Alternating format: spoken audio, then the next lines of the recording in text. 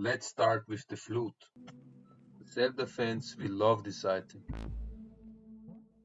There are secrets in this world hinting at songs.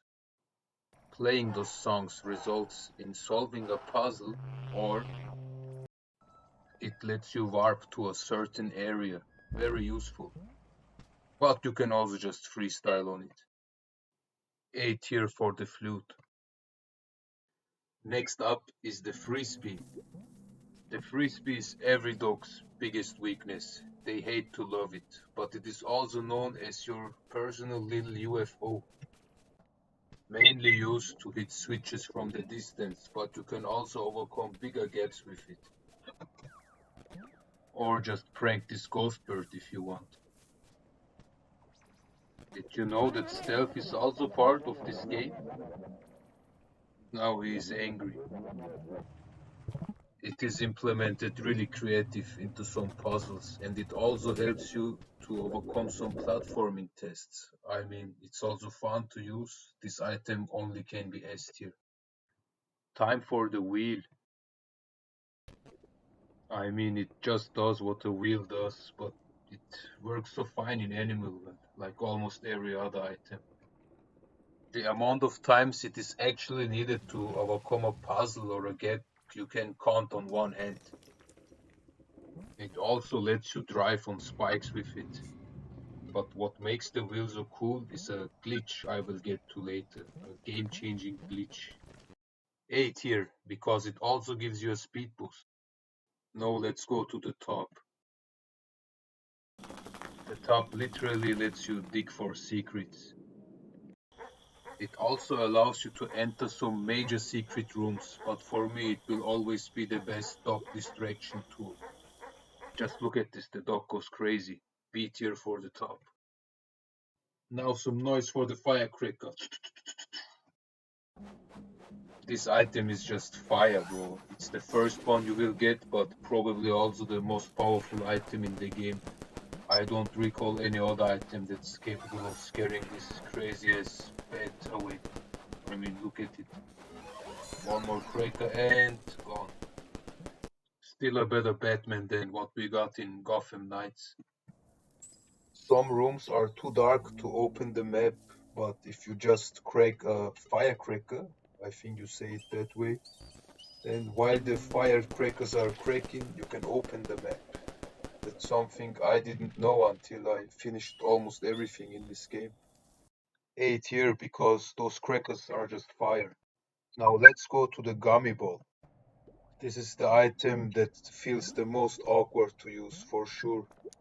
At first I thought I have just found the best dog distraction tool in the game, but that title still belongs to the top. I guess watching it bounce can be fun, but despite this and two or three puzzles where it actually is needed, it doesn't really offer much more. I mean, I could see people who found it earlier have fun with it, but I only got it really late and didn't really use it that much. Maybe I expect too much from a little gummy ball. But still, the bouncing animation at least is fun to watch. Gummy ball goes to the C tier. Yo, Slink, it's your turn, man. The puzzles built around the sling are probably my favorite puzzles in the whole game. They are brilliantly implanted in some of these rooms and are just so satisfying to solve. And it doesn't even get any simpler. I mean, you just put it on a spot and watch the magic happens. It's a clear A tier. There shall be light next. The lamp. You think darkness is your ally? The lamp was extremely useful since it scared away those black demons that appeared in the end area. Those demons were actually scary as shit. When that light scared them away, it was actually a calming feeling. While editing this video, I realized those are actually cats.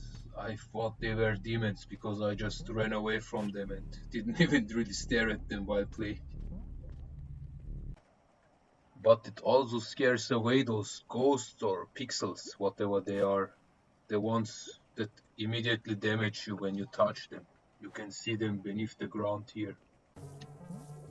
When entering this room, I think everyone thought the same thing. How the hell am I supposed to get through there to the chest? But yeah, the lamp solves it all. All in all, it's an extremely useful item. It helps you to progress. It also lights up the dark rooms, but there is not much it has to offer gameplay wise. That's why the lamp is another B tier item next to the top. Next in line, the UV lantern. This item reveals secret graffitis on walls. It's a really useful tool if you want to solve those endgame puzzles by yourself. B tier, the Elden Ring, rested close. As I said earlier, there is a glitch with the wheel you can do, and that's the only known way how to get this ring for now. In the background, you can see how I do it. I won't tell it exactly now, that's not the point of this video. Yeah, but if you want to find it, you can look it up. Ja, Yes, that's my live reaction. jawohl. C tier for cheetah. Yes, cheetahs go to the C tier, my guy. Finally, the bubble stick and the bubble wand. This item is the GOAT. You can use it as your elevator upside down, or you can create infinite stairs with it. It's just so versatile. You can skip puzzles with it, just like this. Oh, back there. No need for the frisbee or the switch. Just use the bubble stick. But if you die enough times like I did, because apparently we are noobs, then you will actually find a chest in the final area, which will upgrade it to the bubble wand. The bubble wand is so good, you can even outsmart that bird that pops the bubbles in light speed. Our character literally turns into a Super Saiyan at this point. It's not only restricted to one single bubble, but as you can see, you can just spawn infinite bubbles and go whatever you want when it's up in the air. Yeah, undoubtedly S tier, probably the best item in the game. Weighing in at 2 pounds, the yo-yo. At first I was a bit disappointed because you can't use it as a hook, but it's still very fun, and I realized that this function would be too overpowered anyway. You can hit switches from the distance, or if you want, go and take the chinchilla for a walk. Look how he ignores the hedgehogs. Animals seem to love the yo-yo, so it's only given that it will be really useful in a game named Animal Well. Here you can see how I hit the switch from the distance. A tier for the yo-yo, it's just really fun using it, and the puzzles are also really well done. Yes, go to the A tier. Now to the remote switch.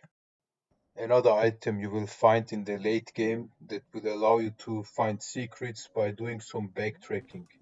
What it does exactly is you can just pull the switches, as you can see in the video, while not directly touching them.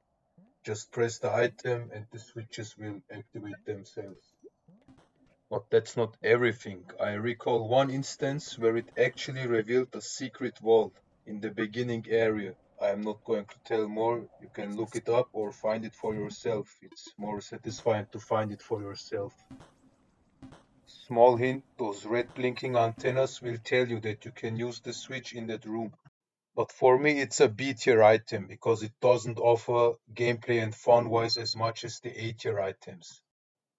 This was my tier list. Thank you guys so much for watching and clicking this video. It means a lot. I appreciate any kind of support. Maybe I will drop some more videos, but that's it for now. Brahmo Stork out.